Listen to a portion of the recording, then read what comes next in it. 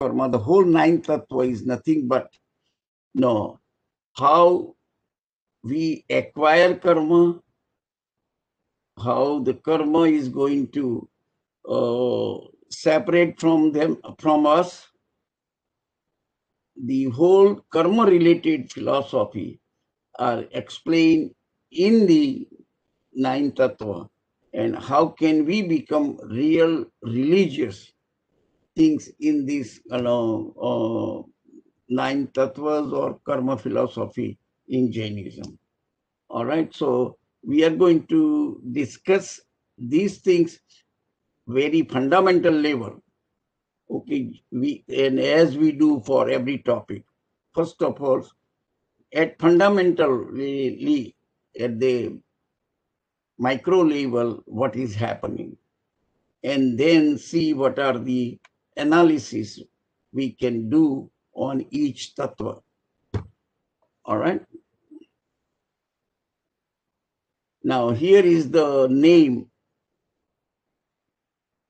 the relationship between soul and karma are defined in these nine principles known as nine tattva. There are various names, it says, nine principles, nine tattvas. Okay, these kind of the things are used in this name. And sometimes it is not nine tattva, it is seven tattvas. Okay, and I will explain you why it is seven, why some acharyas think it is nine, and how 7 and 9 are related. All right, but I started with 9, and then which acharyas believe on 7 tattvas, which are the 2 tattvas not considering part of 7 out of this 9. Okay, Jiva is the first tattva, Jiva or consciousness, soul, consciousness, whatever you say, the living being is the first and most important tattva, because that's where we are. The consciousness is the one I am, not the body you see it. That is not me. But within the body, there is a consciousness. That's only one consciousness called human, that possesses the human body. Okay. And when the body dies, not any other souls die. The bacteria and whatever that lives with in the support of body. But that's only one soul leaves the body. That's our soul leaves the body and goes to the next birthplace. Okay, where and whatever it is, and that karma takes you right there. Okay, takes the soul from there. So that is the first tattva. It is called soul or consciousness. The second tattva is non-living substance. Non-living substance, all the 5 one, like when we discuss the 6 universal substances, 5 of them were non-living substances. So in this Ajiva, all those 5 include. Karma is one of them. Karma is a Pudgal. And there are many types of Pudgal exist. And karma is the finest particles which you cannot see with the physical eye or anything. All right. Human body, it is also Pudgal. But when those atoms of human body are get gathered together, you can see it. While in case of karma, when many karma particles come together, still you cannot see it, because it is a very, very smallest particles and non-visible, to human eyes. Now, someone is always can try, maybe with a magnifier and all these newer technologies coming, maybe we will figure it out. Let us hope for, okay? But from Jain concept point of view, you will never able to do that way, okay? That is the Jain concept, because once you know how many karmas I have, where I have it, and when you see it, the technology can manipulate it, okay? Right now, because we are not able to see it, we cannot manipulate soul or consciousness, because it is the arupi. You cannot, it is non-visible substance, okay? It is a substance, but you are not able to reproduce consciousness in the laboratories, all right? So that is the same thing with karma. You are not able to do it. At least that's the basic concept in Jainism. All right, that's the second one. Second one is all non-living substance, but important one is the karma in reference to these 9 Tattvas principles, okay? So that's the second thing. The third Tattva, we call it Ashrav. Ashrav means the causes of bondage of karma. Now, this is a very, understand all the wording. Ashrav is the cause of the bondage of karma. That means whatever causes that define in the category Ashrav, if you act according to that causes, then you are going to acquire karma. No, how many types of karma and everything, no, we will come in another tattva. But once it is Ashrav, we will go through that discussion on what are the Ashrav and how they define what is Ashrav. But if you are in that category, Ashrav, if you are in that cause, then you are going to get the karma. Like,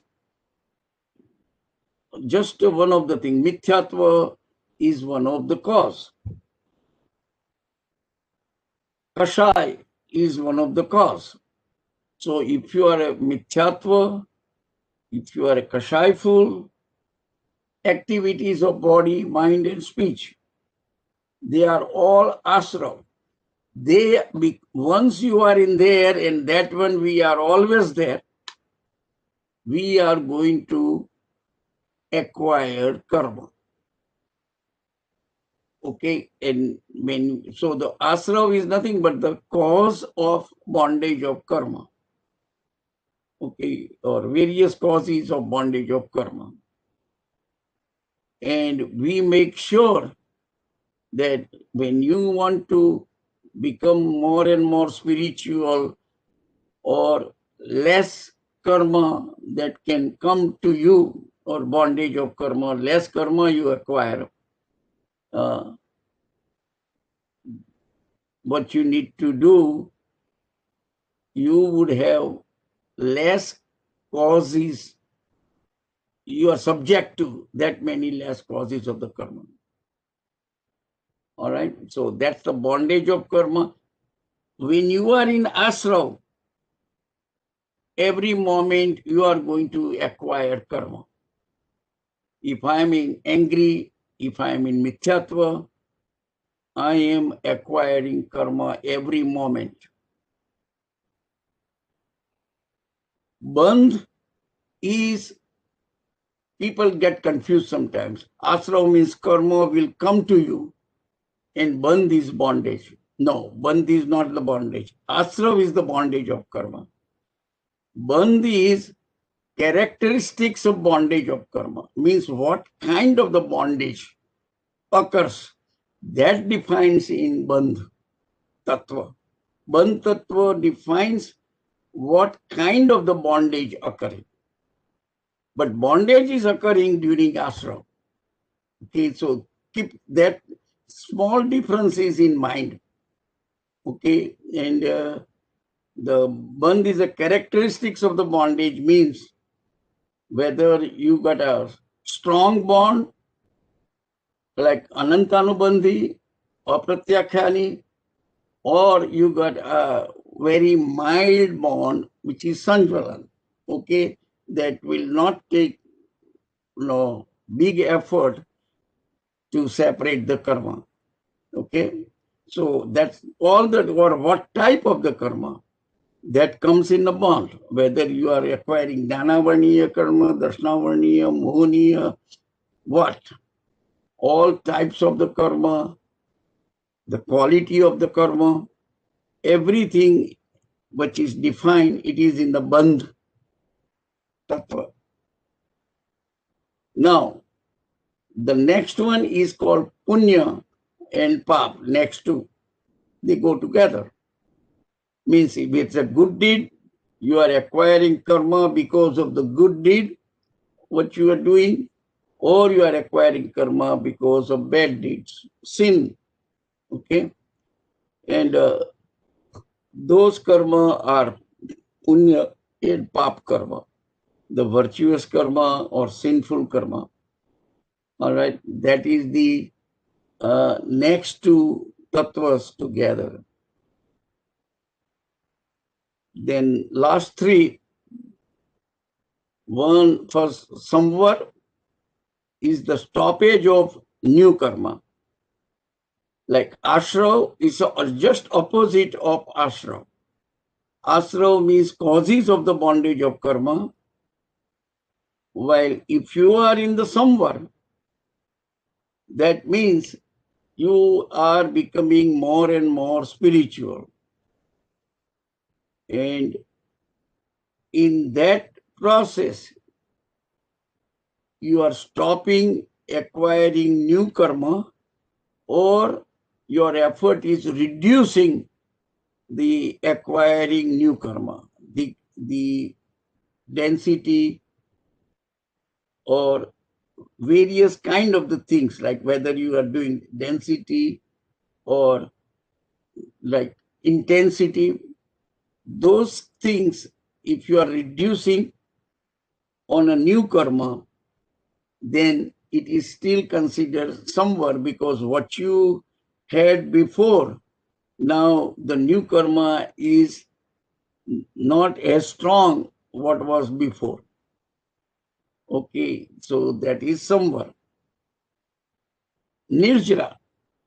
Nirjara means exhaustion of accumulated karma. Okay, we are at any given point, we have some karma we have accumulated from past action. Okay, and they are with us, but they are not active, they are dormant right now. Okay, their time may come. Okay, when they become mature, those karma, then they will produce the result, and we go through that environment, and whether we suffer or we enjoy, depending upon the good karma is coming to the action or the sinful karma. Sinful karma will make you suffer, or good karma will provide you temporary enjoyment. Okay, make sure these are all temporary. Okay, whether good or bad. It is not like a permanent, it is not like a Western philosophy. There is a one life and eternal judgment. When you have one life and eternal judgment, and if the eternal judgment is hell, then you are done. You are there eternally. Okay? While Eastern philosophy, hell is not permanent.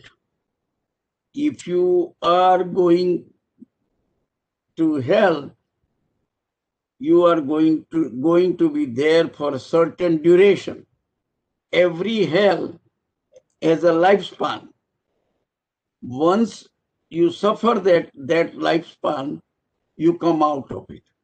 Okay, so that's why the hell is not a permanent for Eastern philosophy, Hinduism, Buddhism, Jainism, Sikhism. All this religion, hell is not permanent. While the Western one, particularly Judaism, Christianity, Islam, Baha'i, okay, all this religion, it's a permanent hell. So you get only one chance in your life. In your life, you get only one chance. That's the one life. That is the one which you are now. And eternal judgment. Either you make it to heaven, and that heaven is like a liberation. Okay? Then you are permanently in the heaven with God. In the presence of God, you are going to live. And that's it. So from that point of view, if you look at it, everybody knows that this is the only chance I have in that philosophy. The people in that philosophy say, this is the only chance I have it. And whether you believe or not is a different story. Okay? But people who practice those religions, they believe it. Like we practice Jainism, we believe the Jain principles. Okay? And similarly with every religion. All right. So that is the Samvar. Once I explain you, Nirjara is exhaustion of accumulated karma. So you acquire the karma.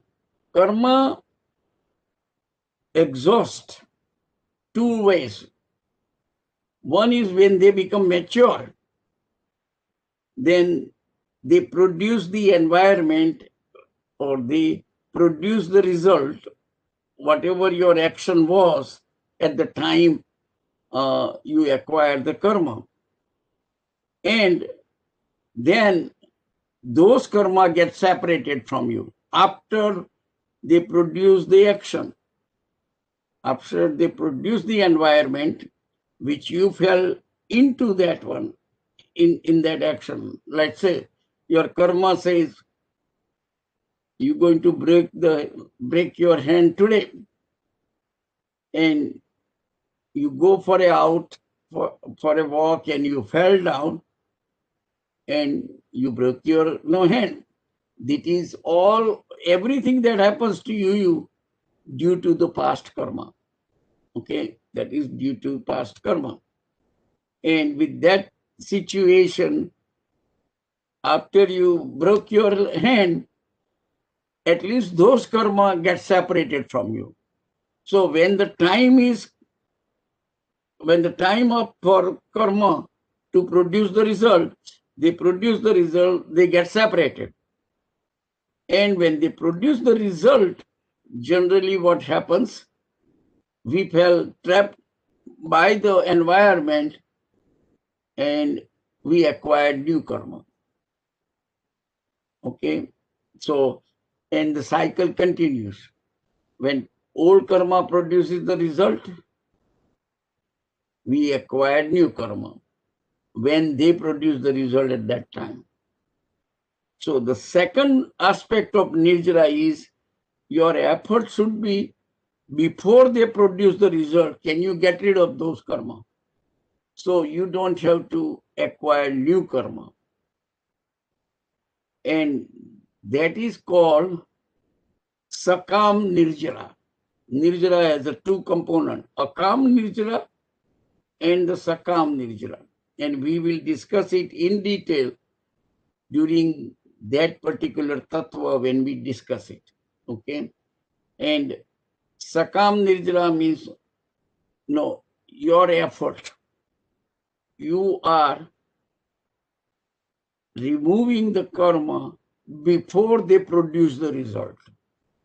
A calm Nirjara means it is just happens as the time comes up. And by that time, you are going to get a new karma. So you are not accomplishing much. Okay. So this is just one of the important point on Nirjara. And make sure you understand it. How can we reduce our karma? And ultimately, how can we attain liberation? That's the most important topic is Samvar and Nirjara. And Moksha is nothing but when you are totally without karma, when you are you attain liberation. Okay, liberation ko, whether you say it liberation or your soul is without any karma. That is another way of saying you have a pure soul now. With your effort, you get rid of all the karma. And once you get rid of all your karma, there is no more pollution within your soul. And your soul become pure. And then you will remain pure forever. You have a beginning. Beginning is when you attain liberation.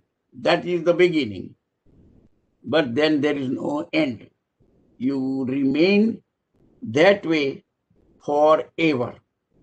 Now, don't ask what does it forever means.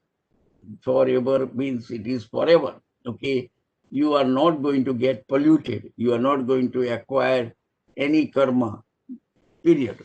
Okay, so that is the point, and that is the goal of our life. That is the goal of our life. Just a minute. Okay. All right. So these are just a kind of a overview. I went through all the 9 Tattva. One of the things I wanted to mention that the acharyas who believe in 7 Tattva, they don't consider Punya and Paap, Punya karma and Paap karma. Okay, they are not a separate. They are part of Ashrav. Ashrav is the one when you acquire the karma. Those karma could be good karma or those karma can be a bad karma. So the Punya and Paap they don't treat them as a separate tattva, but they are under Ashrav category. All right, some acharyas view this way, and those who believe in 7 tattvas, they consider Punya and Paap are in the Ashrav category. All right, so it is not like it is a different philosophy or anything. There is nothing, is how you are viewing it, the same phenomena. Nice thing about Jainism is, even though we have many sect and many subsect, but this Shadravya philosophy or the Nav Tattva philosophy, it is the same across all sect of Jainism. And that is not the case for other religions. Buddhism, that is not the case, or even Sikhism, it is not the case. This is a small one. And of course, Hinduism is not going to be same Vaishnava religion, the Shivpanthi religions, and all the various branches and sub-branches. Okay, some believe Bhakti mark, some believe Gnan mark, somebody believe this one. All different things are there. All right. While we have one advantage, even though we have many different sects, but that is only in the rituals aspect of it or in achar aspect. But the philosophy remains the same for all religion.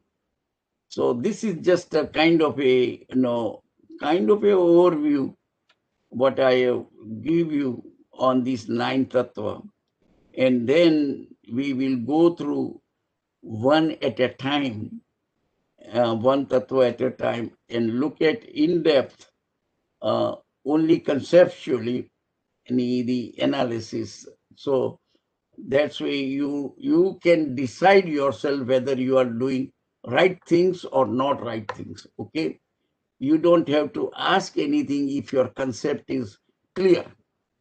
Whether you will be able to practice religion properly all the time, that is depends upon your spirituality, your free will. But at least you know when you are doing wrong things, you know you are doing wrong things. Okay. Sometimes the people don't know when they wrong things they do. All right. Yeah, well, let me ask my guru which one is right. No, your consciousness should decide what is right for you and what is wrong for you. Okay. And that is the important aspect of Jainism.